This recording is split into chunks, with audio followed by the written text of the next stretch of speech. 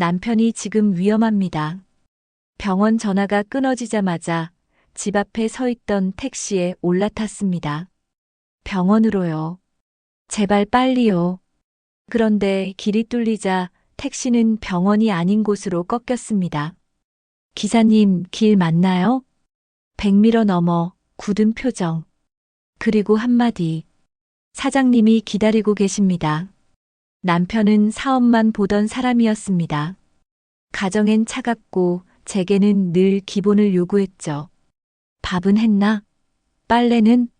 남편 뒷바라지가 아내의 기본 아닌가? 28배 결혼해서 52살까지 24년을 그렇게 살았습니다. 아이들이 자랄 때도 남편은 출장이었고 제가 혼자 아팠을 때도 남편은 회식이었습니다. 그런 그가 말기 대장암이라는 진단을 받았습니다. 병원에서 나오는 길 남편이 처음으로 제 손을 잡았어요. 미안해. 이제야 정신이 들었어. 그날 이후 남편은 사람이 달라졌습니다. 미안하다고 사랑한다고. 어느 날은 금팔찌를 제 손에 쥐어주며 말했습니다. 내 마지막 선물이 될지도 몰라. 그 순간 제 마음도 달라졌습니다.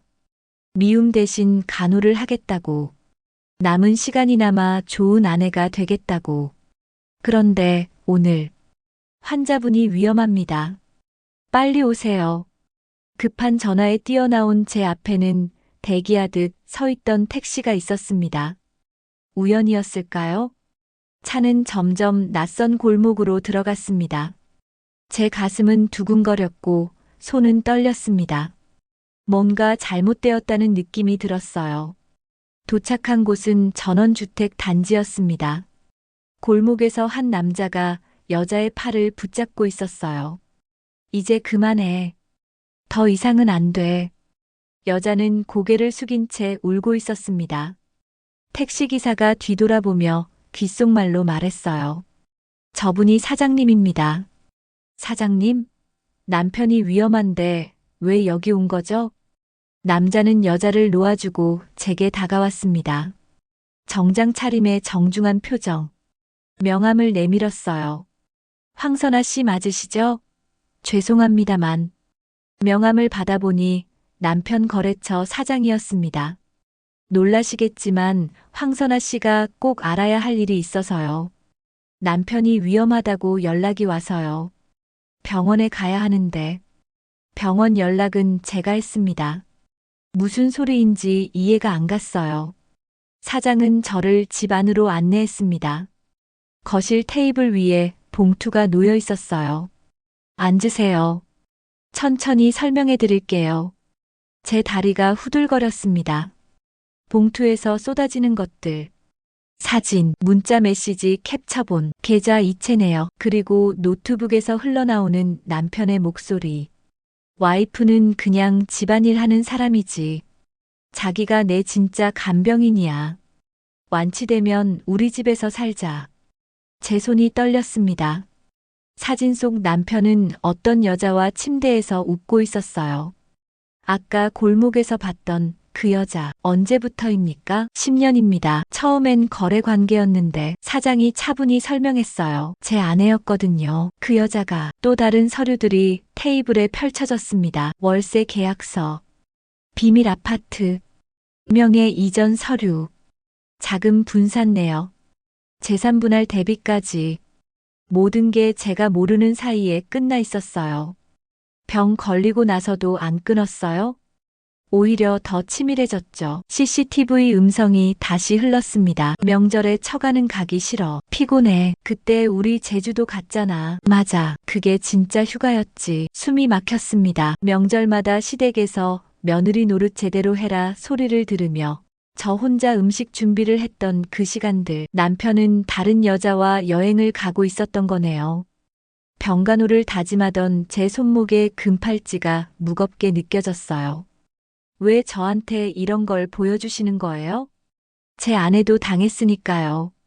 서로 알 권리가 있다고 생각해서. 사장은 담담했습니다. 그리고 완치되면 정말 함께 살 계획이더라고요. 준비를 다 해뒀어요. 제가 일어섰습니다. 병원에 가야겠어요. 증거는 가져가세요. 나중에 필요할 겁니다. 봉투를 품에 안고 병원으로 향했어요. 병실 문을 열자 남편이 울고 있었습니다. 당신밖에 없어. 정말 미안해. 다시는 안 그럴게. 예전 같았으면 달려가서 위로했을 거예요. 하지만 제가 꺼내든 건 손수건이 아니라 증거 봉투였습니다. 이게 뭐예요? 남편 얼굴이 하얗게 질렸어요. 조작이야.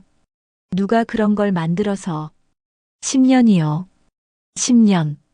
정말 조작이야. 나는 당신만 사랑해. 그 말 끝에 제 안에서 마지막 끈이 끊어졌습니다. 법정에서 확인하죠. 남편은 침대 난간을 붙잡고 울었어요. 당신이 없으면 난 죽어. 제발. 하지만 더 이상 그 눈물에 젖을 사람은 제가 아니었습니다. 병원을 나서는데 골목에서 누군가 제 팔을 붙잡았습니다.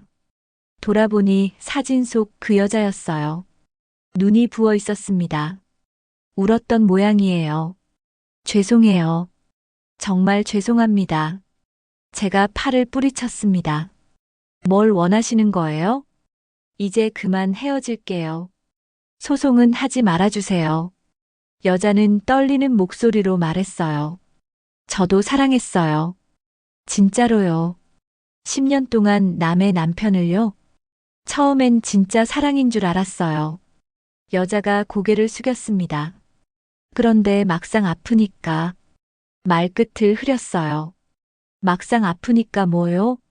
솔직히 아픈 남자한테는 관심 없어요. 그 순간 제 마음이 이상하리만큼 조용해졌습니다. 아, 끝났구나. 완전히.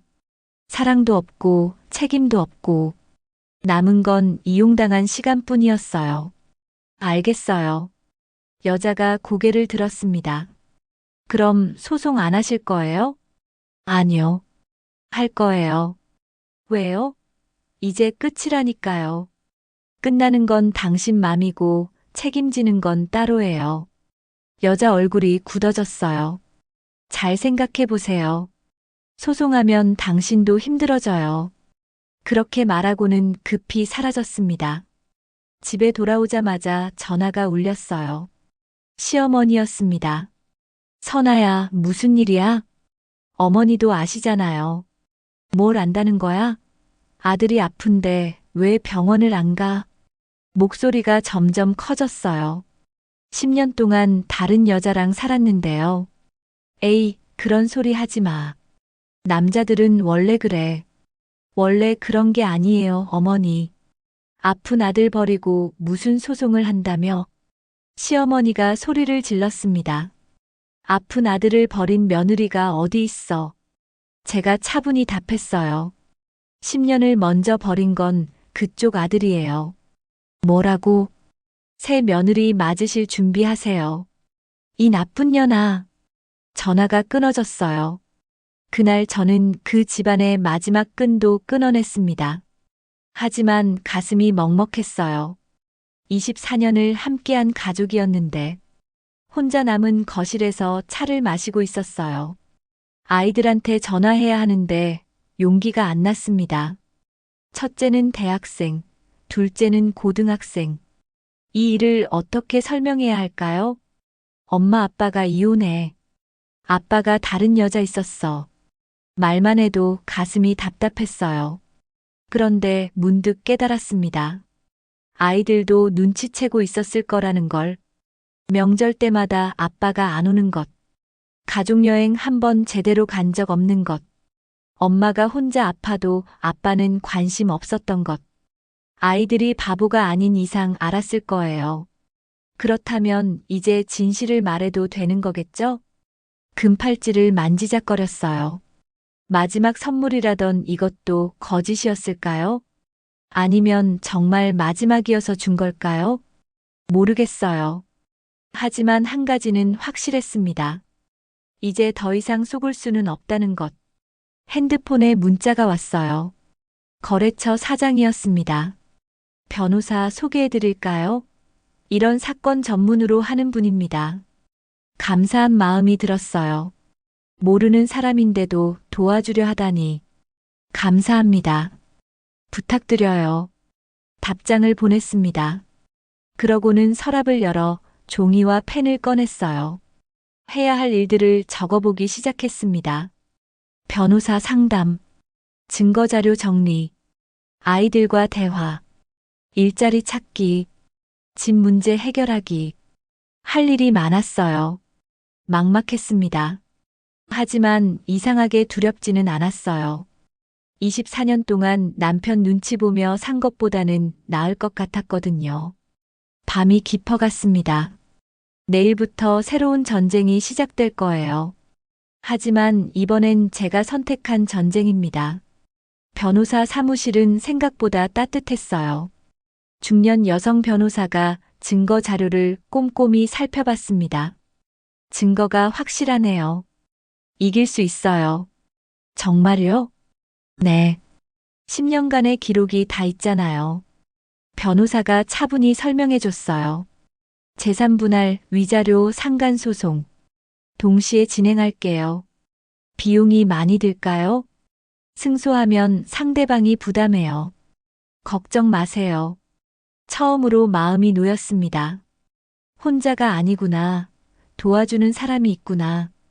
그런데 가족들은 어떻게 하실 거예요? 아이들한테 말해야겠어요. 힘드시겠지만 진실을 아는 게 좋아요. 변호사의 말이 용기를 줬어요. 사무실을 나서며 생각했습니다. 이제 정말 시작이구나. 저녁 식사 자리에서 말을 꺼냈어요. 얘들아, 엄마가 할 말이 있어. 첫째 민수가 젓가락을 놓았습니다. 아빠 일이죠? 어떻게 알았니? 둘째 민지가 대답했어요. 엄마, 우리도 다 컸어요. 아이들이 서로 눈을 맞춘 후 민수가 말했습니다. 작년부터 눈치챘어요. 뭘?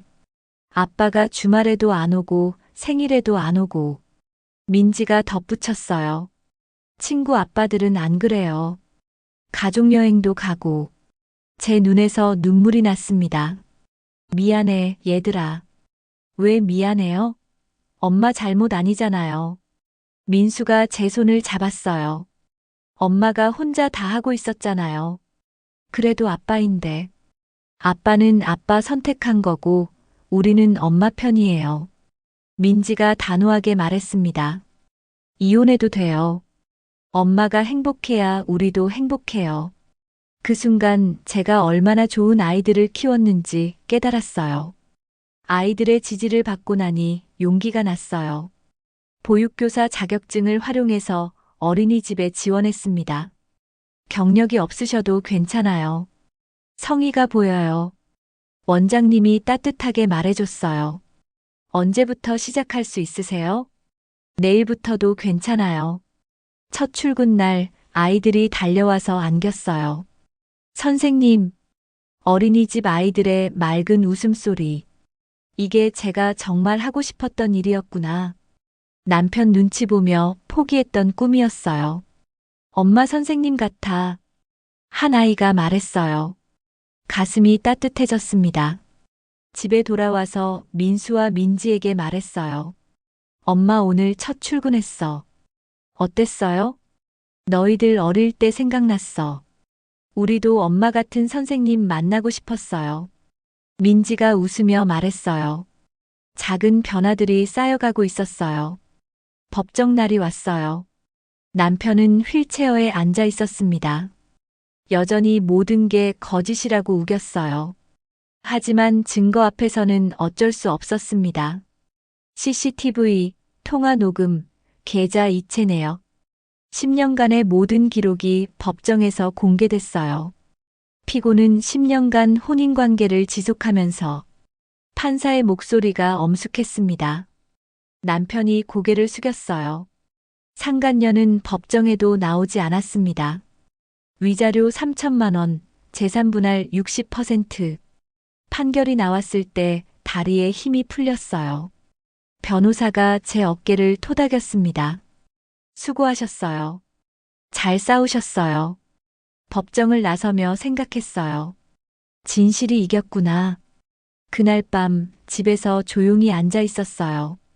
아이들은 각자 공부하고 있었고 서랍을 열어 금팔찌를 꺼냈습니다. 마지막 선물이라던 그것. 이제야 알겠어요. 반짝이던 건 금이 아니라 나를 묶던 족쇄였다는 걸. 조용히 팔찌를 벗어 상자에 넣었어요. 그리고 혼자 속삭였습니다. 나 이제 내 인생을 간병할게. 민수가 방에서 나와 물었어요. 엄마, 뭐 하세요? 정리하고 있어. 뭘요? 옛날 일들. 다 정리됐어요? 응, 이제 새로 시작이야. 민수가 환하게 웃었어요. 우리도 새로 시작이네요. 그래, 우리 가족의 진짜 시작. 6개월 후 어린이집에서 아이들과 놀고 있을 때였어요. 한 아이가 물었습니다. 선생님은 왜 항상 웃어요? 행복해서 그래. 뭐가 행복해요? 너희들이 있어서 내가 하고 싶은 일을 해서. 그럼 선생님은 꿈을 이룬 거예요? 잠시 생각해 봤어요. 꿈이 뭐였을까요? 사랑받는 아내, 완벽한 엄마. 아니에요. 그냥 나답게 사는 것. 그게 제 꿈이었나 봐요. 응, 꿈을 이뤘어. 아이가 박수를 쳤어요. 우와, 축하해요. 그 순간 깨달았습니다. 배신이 무너뜨린 건 사랑이 아니라 환상이었어요. 우리를 다시 세우는 건 타인의 사과가 아니라 나의 선택이었고요. 1년이 지났습니다. 어린이집 선생님이 된 지 이제 익숙해졌어요. 아침에 일어나 아이들 아침을 챙기고 함께 나가는 길. 엄마, 오늘 뭐 배워요? 민지가 물었어요. 색종이 접기 할 거야. 재밌겠다. 예전엔 남편 아침밥까지 차려야 해서 새벽 5시에 일어났는데 지금은 7시에 일어나도 충분해요. 작은 변화지만 큰 자유였습니다. 어린이집에 도착하면 아이들이 달려와요. 선생님, 어제 꿈에서 선생님 봤어요. 무슨 꿈이었는데? 선생님이랑 놀이터에서 놀았어요. 이런 순간들이 제 하루를 밝게 만들어줍니다. 남편 눈치 보며 살았던 24년과는 완전히 다른 세상이에요. 어느 날 퇴근길에 누군가 제 이름을 불렀어요. 선아야. 돌아보니 시어머니였습니다. 많이 늙으셨더군요. 허리도 굽고 머리도 하얗게 샜어요. 어머니, 미안하다. 예상치 못한 말이었어요. 내가 너무 몰랐구나. 시어머니가 떨리는 목소리로 말씀하셨어요. 아들이 그럴 줄 몰랐어. 정말 몰랐다. 이제 다 지난 일이에요. 손자들은 어떻게 지내? 잘 지내요. 보고 싶은데 안 되겠지? 시어머니 눈에 눈물이 맺혔어요. 순간 마음이 복잡했습니다. 미워했던 사람이지만 지금 보니 그냥 늙은 할머니였어요. 아이들한테 물어볼게요. 고맙다. 그렇게 헤어졌습니다. 집에 와서 아이들에게 말했어요. 할머니가 보고 싶다고 하시는데 민수가 먼저 말했어요. 할머니도 피해자인 것 같아요. 뭐가? 아빠한테 속은 거잖아요. 우리처럼. 민지도 고개를 끄덕였어요. 할머니 많이 늙으셨어요? 많이. 그럼 한번 보자. 아이들은 저보다 마음이 넓었어요. 다음 주말 할머니가 집에 오셨어요. 민수와 민지를 보자마자 우셨습니다. 많이 컸구나. 할머니, 안 우셔도 돼요. 민수가 할머니 손을 잡았어요. 할머니가 미안해.